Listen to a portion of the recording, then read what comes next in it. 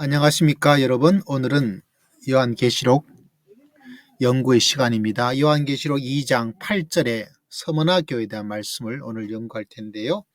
오늘 특별히 관심 가지는 것은 바로 2장 8절 서머나 교회 사자에게 편지하라. 처음이며 마지막이요 죽었다가 살아나신 이가 이르시되 라는 말씀을 우리가 연구를 해보고자 합니다. 서머나는 지금 이즈미르라는 도시로 이름이 알려져 있더라고요. 너무 예쁘지 않습니까 여러분? 한번 가보고 싶어요. 이게 진짜 사진이 아주 멋있게 찍혀져 있는데 제가 사진을 취미로 갖고 있다 보니까 여기 한번 가서 사진을 찍어보고 싶다라는 생각을, 이 사진도 참 예쁘지 않습니까? 이즈미르라고 되어져 있는 것을 볼 수가 있습니다. 자, 서머나 교회, 서머나 지역에 대한 역사적 배경, 종교적 배경 여러 가지가 있는데 그 부분은 일단은 저희는 생략을 하고 본문 위주로 성경을 말씀을 해 나가도록 하겠습니다. 자, 이 서머나 교회 사자에게 먼저 계시록 원문을 바라보면 여러분 서머나 교회 스미르네라고 되어 있죠. 우리말에는 서머나 교회라고 되어져 있는 부분, 그냥 사자에게, 원문은 실제로는 천사예요. 앙겔로, 우리말로는 메신저라고 번역을 해놓고 있죠. 천사. 그래서 주로 번역은 이 메신저다 보니까 교회의 지도자라고 해석하는 경향이 있고, 천사, 이 교회에 대한 수호 천사 같은 그런 두 가지 경향으로 해석을 한 경우가 있습니다. 이 해석에 대해서는 이전에 한번 다뤘기 때문에 오늘은 생략을 하고 지나가도록 하겠습니다. 우리가 기록하다, 선지자적인 어떤 기록에 대한 이야기들로 이해를 할 수 있고요. 레게이, 이것도 굉장히 중요한 단어인데 구약의 배경을 가지고 있으면 이것도 선지자적 메시지로서 이해를 할 수 있습니다. 우리말에는 잘 드러나지 않죠. 편지하라, 그냥 편지문이구나, 서신이구나 이렇게 생각할 여지가 있지만 그 의미는 조금 다르죠. 이르시되, 말씀하시다, 이 두 가지가 선지자적인 의미를 가지고 있는 것으로 요한계시록을 볼 필요가 있다는 것을 기억할 필요가 있습니다. 자, 다시 원문을 보면 그렇게 나타나 있죠. 그라폰, 그랍손, 그 다음에 레게이 이렇게 번역을 해놓고 있어요. 오늘 중요한 핵심은 바로 이거죠. 다른 것이 아니라 처음이며 마지막, 죽었다가 살아나신 이 누굴까요? 우리 성도들에게 물었더니 쉽게 대답을 하시더라고요. 예수님. 왜냐하면 그 답이 죽었다가 살아나신 이. 약간 구조를 볼 필요가 있어요. 이 원문을 바라보면 이 살아나신 이가 바로 이 부분이거든요. 여기 호수, 후라고 관계 대명사. 다시 말하자면 호, 프로토스, 호, 그죠? 에스카토스, 이것을 수식하는. 근데 이런 구조적인 차이가 어떤 의미를 정확하게 가지는지 그까지는 제가 연구를 좀 덜 해보아서 이런 관계 대명사로 이 앞에 있는 처음이요 마지막인 이분을 수식하는 이것이 어떤 구체적 의미가 차이가 나고 있는 것인가, 이걸 그냥 접속사로서 카이, 접속사 엔드잖아요. 그 엔드로 왜 하지를 않았을까? 그 미묘한 차이에 대해서는 혹여나 전문가가 있으면 저에게 좀 알려주시면 저도 좀 공부를 하는데 큰 도움이 되지 않을까. 어쨌거나 우리 성서공예에서는 처음이고 마지막이고 살아나신 1, 처음, 2, 마지막 3, 죽었다가 살아나신 2 라고 이해를 하게 되었지만 원래 원문은 이 죽었다가 살아나신 이가 바로 처음과 마지막 이 부분을 수식하는 관계 대명사로 연결되어 있다는 것을 원문을 통해서 구조적으로 볼 수가 있습니다. 자, 죽었다가 살아나신 이, 요거는 굉장히 어렵지 않죠. 예수님이 바로 죽었다가 살아나신 이기 때문에. 그런데 중요한 것은 왜 이 서머나 교회 이 구절을 사용했냐는 것이에요. 여러분, 에베소 교회도 보면 예수님에 대한 설명이 다르죠. 그죠? 그 다음에 우리가 많이 보지 않겠지만 버가모 교회 보면 좌우에 날선 검을 가지신, 이 다 다르죠. 예수님을 설명할 때 이렇게 각 교회마다 예수님의 그 특징적인 모습이 다 7가지 다 다르다는 사실입니다. 그렇다면 왜 이 서머나 교회의 다른 모습이 아니라 죽었다가 살아나신 이로 예수님을 설명할까? 그런 요 자체의 설명에서 볼 수가 있습니다. 죽음에 대한 이야기, 다른 것이 아니라 여러분 어떤 이야기를 하고 있냐면 장차 받을 고난인데 어떤 옥의 가치는 옥은 뭐죠? 감옥이죠. 죽음도 그래서 여기 말씀에 환란이 나오고 죽음에 대한 이야기가 나오고 죽음이 이루어지게 되니까 생명도 나오게 되어지고 그만큼 이 서머나 교회가 주어져 있던 환경이 녹록하지를 않습니다.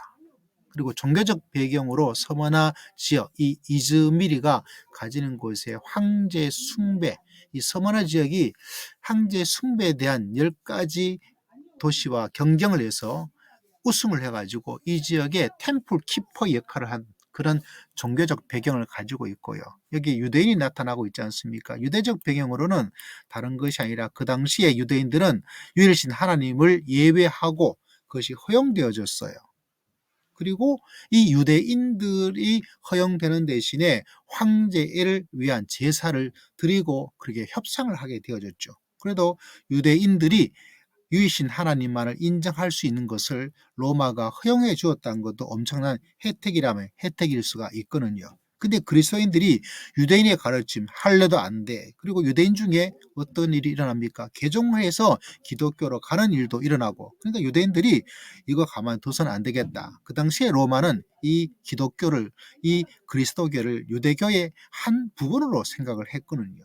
그러다 보니까 유대교에 주어진 혜택과 그 모든 것들이 기독교도 그대로 누리게 되고 그대로 수용되니까 유대인들이 가만히 있지를 않습니다. 그래서 유대인들이 기독교인을 고소하고 우리하고 다르다 해서 어려움을 겪게 되는 그런 일이 역사적 배경으로 가지고 있습니다. 그 혹독함이 이제 이들이 감옥에 던져지고 그리고 죽음에 대한 부도 되어지고 이다 보니까 이들에게 어떤 예수님 바로 죽었다가 살아나신 이라고 하는 이 예수님의 모습 다른 서신에 다른 교회는 이렇게 죽었다가 살아나시니 가까운 게 좌우의 날성검 이렇게 되어 있잖아요. 하나 더 볼까요? 예. 여기도 다르잖아요. 그죠? 두아디라 교회도 다르고. 그렇기 때문에 각 교회마다 예수님의 특징적인 모습이 다를 텐데 왜 죽었다가 살아나신 이가 서머나 교회에 사용되었는가? 그만큼 죽음에 대한.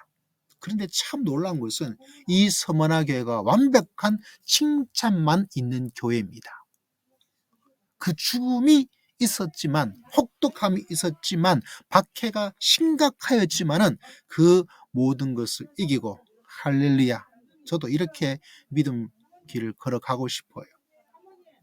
칭찬만 받을 수 있는 교회라면. 근데 그 칭찬 받기가 쉬웠는가? 아니요. 더 어려웠습니다. 그런데 더 어렵기 때문에 칭찬을 받기가 오히려 쉬울 수도 있어요. 딴 눈을 팔 여지가 없잖아요. 혹독한 그런 심한 풍파가 이어지게 되어지면 딴 눈 팔 데가 없어요. 깊은 고난이 사람을 힘들게 만들기도 하지만 칭찬을 받을 수 있는 길이 되고 있다. 이걸 생각해 보면 현대 교회가 한눈 팔 데가 너무 많죠. 칭찬보다 하나님의 책망받을 일이 훨씬 많은 부패를 가지고 있는 신앙의 순수성을 잃어버리는 그리고 하나님을 이용해서 잘못된 진리를 전파하고 있는 일들이 얼마나 많이 있는가라고 생각해 본다면 충분히 이해가 되죠. 그리고 소망을 가질 수가 있습니다. 아무리 어려운 일, 도리어 그 어려운 일 때문에 주님만 바라보고 살아갈 수가 있다라는 것들을 우리가 만나게 됩니다. 그래서 그런 말도 있잖아. 이순신 장군이 잘 죽었다. 왜? 살아서 나중에 농공 행상 뭐 되어졌으면 그 공로가 어떻게 되어지면 그분의 명예가 지금만큼 올라갔겠는가? 뭐 그런 것 적절한 비유인지는 모르겠지만 그런 생각도 해볼 수가 있습니다. 자, 그 다음에 우리가 중요한 것은 바로 이 처음과 마지막이에요. 처음과 마지막. 왜 이 서머나 교회에 처음과 마지막이라는 단어를 사용했을까? 무엇을 의미를 하고 있을까? 이 혹독한 박해를 받고 있는 환난 가운데 있는 그 일들을 어떻게 처음과 마지막은 무엇을 이야기를 해주고 있을까?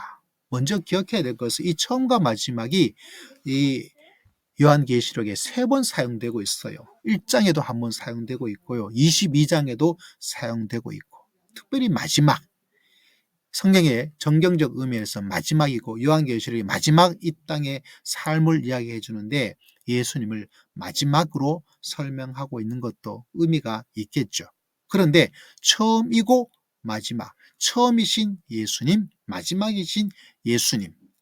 여러분, 이것이 왜 서머나 교회에 사용했을까? 먼저 이 처음과 마지막은 구약 성경에서 종종 드러나고 있는데 그 중에서 가장 많이 등장하고 있는 것이 이사야서 말씀이에요. 이사야 41장, 특별히 41장 4절을 예로 들어보겠습니다. 이 일을 누가 행하였느냐? 누가 이루겠느냐? 누가 처음부터 만대는 generations, 세대들을 말씀해 주고 있어요. 나 여호와라, 처음에도 나요, 나중 있을 자에게도 내가 곧 그니라. 여기에 처음, 나중 나타나고 있잖아요. 처음과 마지막. 근데 이 처음과 마지막이 누구죠? 여호와라는 사실입니다. 여호와는 처음이요 나중이에요. 처음과 나중이신 분은 여호와 하나님이십니다. 그런데 처음과 나중이신 이 여호와 하나님에 해당되는 하나님을 설명하기 위한 이 처음이신 분, 나중이신 분을 요한은 누구에게 사용하고 있냐면 바로 예수님에게 사용하고 있다는 사실입니다. 다시 말하자면 서머나 교회에 보내는 말씀을 통해서 요한계시록에서 예수님을 누구로 이야기를 하고 있느냐면 누구죠? 바로 예수님이 하나님이시다. 왜? 처음과 마지막은 하나님을 설명하는 문장입니다. 그런데 그 문장을 예수님에게 적용함으로 말미암아 하나님, 예수님이 바로 하나님이시다. 그걸 말해주고 있는 사실입니다. 이 처음과 마지막이. 우리가 물론 창조, 마지막, 종말 이걸 설명할 수도 있지만 구약에서 이 사용된 것은 하나님을 설명하는 문장이었어요. 설명이었습니다. 그런데 그 설명을 누구한테 사용하고 있는가? 바로 예수님에게 설명하고 있습니다. 곧 요한계시록에 있어서 예수님이 바로 하나님, 조금 다른 말로는 예수님의 신성을 설명하는 단어이다 라고 이야기를 하고 있는 거죠. 이게 중요한 것은 그 서머나 교회 우상 숭배가 문제가 되었던 도시이기도 해요. 그러니까 황제가 신이라고 주장하는, 황제가 하나님이라고 말하는 세상 속에서 노 아니다. 예수님이 처음이요 마지막, 그분이 찐 하나님이시다라는 신성적 설명으로 처음과 마지막을 사용을 하고 있다는 사실입니다. 특별히 유대인이 나타나고 있으니까 구약에서 말하고 있는 그 하나님, 예수님을 반대하고 비방하고 있지만 그러나 그 예수님이 바로 구약의 하나님이 이 땅에 보내신 하나님이시다. 그것을 예수 그리스도의 신성을 설명하기 위해서 이 단어를, 이 문장을 요한계시록, 특별히 서머나 교회에 사용을 하고 있다는 사실이죠. 다시 말하자면 예수님의 신성을 설명하는 단어이다라고 설명을 할 수가 있다는 사실입니다. 자, 두 번째로 기억해야 될 것은 이 처음이요 마지막이란 단어는 예수님의 주권을 말씀하고 설명할 수 있는 단어가 바로 처음이요 마지막이라는 단어에 해당할 수가 있다는 사실입니다. 이 처음이요 마지막이라는 것은 우리는 처음, 마지막, 그럼 중간은 뭐 어떻게 되느냐 이렇게 생각해 볼 수 있는데 이것은 처음이란 끝, 마지막이란 끝, 두 극단이죠. 이 두 극단을 활용하는 수사학 장치인데 이걸 어려운 말로는 메리 스무스, 메리 크리스마스가 아니고요. 메리 스무스라고 말합니다. 다시 말하자면 이 두 극단을 활용하고 사용함을 통해서 전체를 말하고 있는 거죠. 다시 말하자면 이 처음과 마지막은 처음, 마지막, 중간 없음이 아니라 처음부터 마지막까지 전체를 설명하고 있는 단어라고 볼 수가 있다는 사실입니다.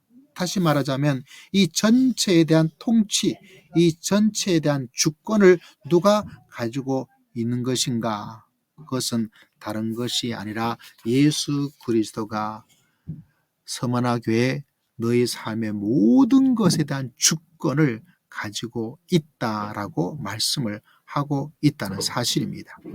만약 이사야 41장 4절에 하나님이신 예수 그리스도를 적용을 해 나가자면 하나님께서 첫 세대 이스라엘 백성들과 함께 계셨고 그들을 도와주셨고 보호해 주신 것처럼 이제는 예수님께서 서머나 성도들과 함께 계시고 그들이 종말의 때에 이르기까지 그때까지 계속해서 함께 계실 것이다 라고 말씀을 해주고 있어요.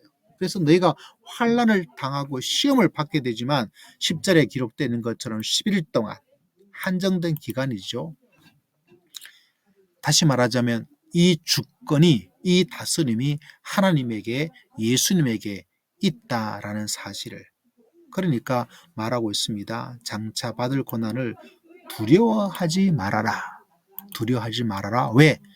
예수님께서 처음부터 마지막까지 그 모든 것에 대한 통치를 하나님이 하고 계시다. 너희가 어떤 환난을 만나고 시험을 만난다 하더라도 그 자체의 모든 주도권은 누가 갖고 계시다? 바로 예수님이 갖고 계시니 두려워할 필요가 전혀 없다라고 위로의 메시지를 전해주고 있다는 사실입니다. 그것이 바로 요한계시록 2장 8절에서 바로 예수님을 처음이요 마지막이라고 문장을 사용하고 있는 예수님이 하나님이심을 신성을 말씀해 주고 있는 단어요.